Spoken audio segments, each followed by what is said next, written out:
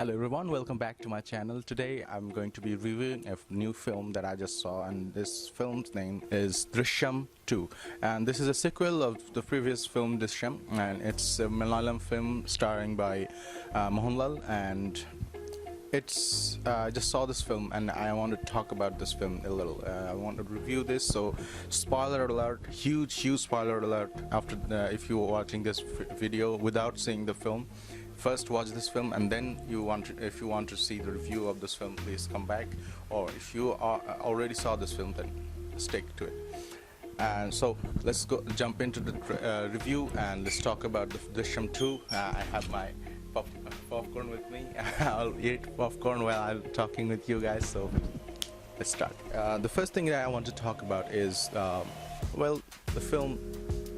When you talk about Malayalam films, it's always story-based, acting-based film. It's not so hyped like over-the-top action films or anything like that. When you see Malayalam films, you always expect to see something great, like a great story or great acting, or both. You know, you don't see films like Drishyam quite often in other film industries. You always see these kinds of films, like story-based films in Malayalam industry, and that's why I love this industry very well. If I talk about this film, it was a great film. I'm not going to say that it's the best film I've ever seen or it's the best sequel. It's a great film. It's a good film. And when I saw this film, I had a huge expectation because I loved the first part. Unfortunately, I didn't see the first Malayalam part. I saw the remake. It was remade in 4 or 5 film industries in India. One of them was in Bollywood, starred by I forgot his name. What the hell? Ajay Devgan. Sorry, Ajay Devgan. I saw this film, and it was a great film. I really fall in love with this film, and it was a great experience to me. And then I realized that it's not the original film, it's a remake. So I saw the Malayalam one, and then I fall in love with it again because of the simplicity, because of the, you know, Malayalam film. So what's to hate?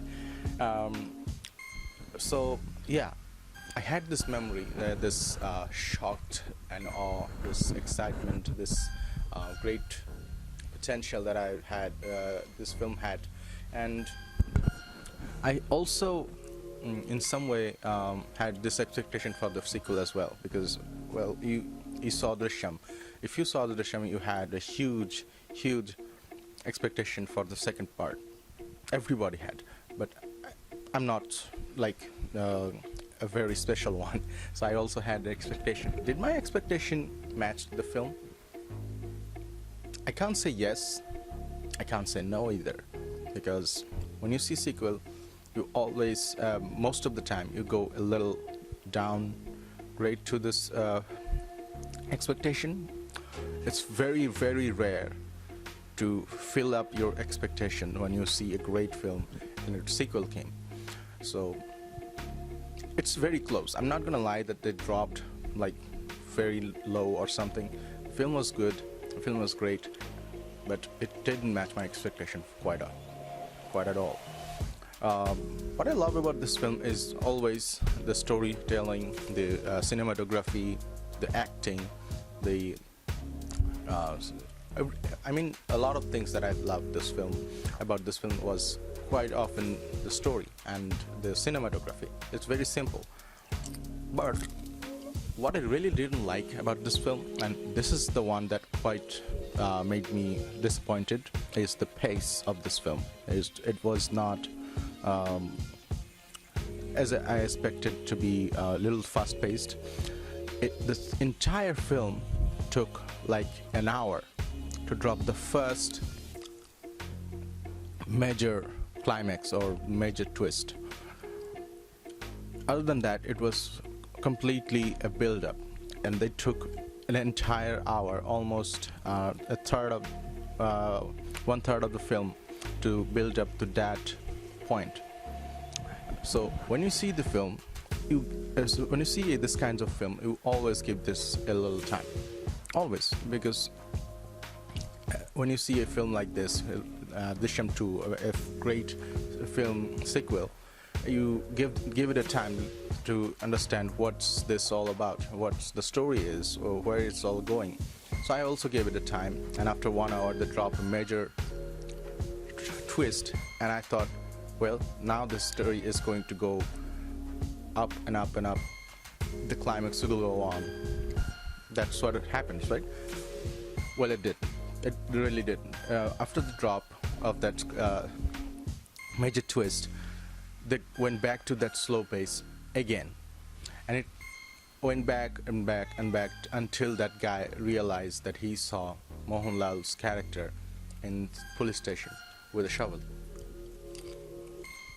And then the film got a little speed. But other than that, I think they wasted like at least 30 minutes of footage in this film. They could get rid of or do something about it to fast pace the film. This film could easily be in 2 hours film rather than a 2 hours and a 30 minutes films. They could do that. I think that would actually improve the pacing. Another thing that I really didn't like about this film, I think the word didn't like is not right in a way, but I have to use it because I don't understand don't have any other word right now, so I'm gonna use that. I really didn't like the final twist of this film. I mean, it was so cinematic for me. It was, for some reason, very, very unrealistic. When you see the first film and the twist of this, all those things came together when you see that he actually chose to bury this body in a police station, and when he chose to bury his body in police station, you suddenly have this shock that, wow, we had no idea that he actually chose this kind of place to hide a dead body. This kind of shock I didn't receive from this,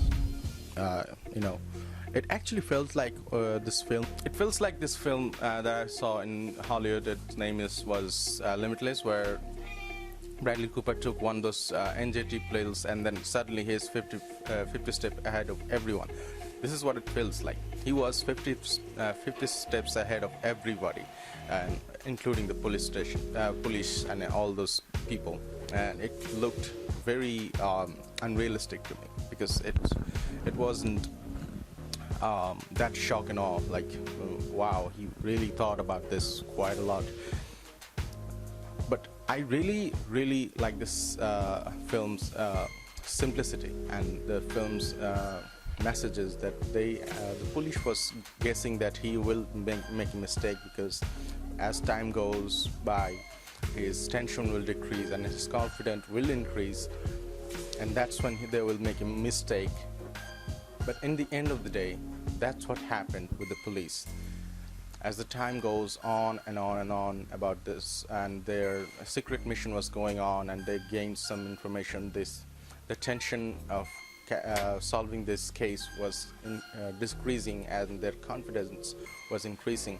And when they received that tip about the body was actually hidden inside the police station, their confidence level just went skyrockets, and their tension of solving this case was dropped down to zero, because that's now they know that this case is solved. There's nothing to do anymore. That's when they did a mistake. I think they should have done a little bit carefully, because this is a case where you see after 5 or 6 years you solve a case, and you should do everything much more carefully. The way they showed this video procedure, it looked like all those normal cases. This is not a normal case. They should have handled this case like a little bit more carefully, and they didn't. That's when the plan actually came out. And one of the thing that I like about this film is the foreshadowing of those events that gonna happen.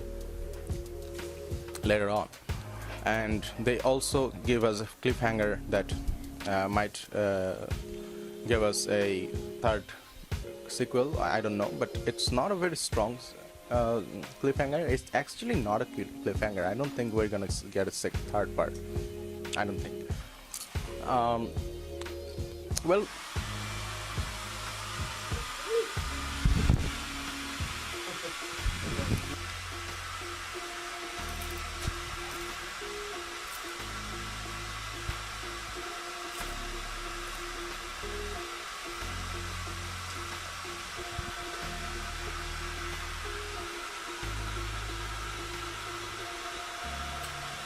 well, let's rate this film.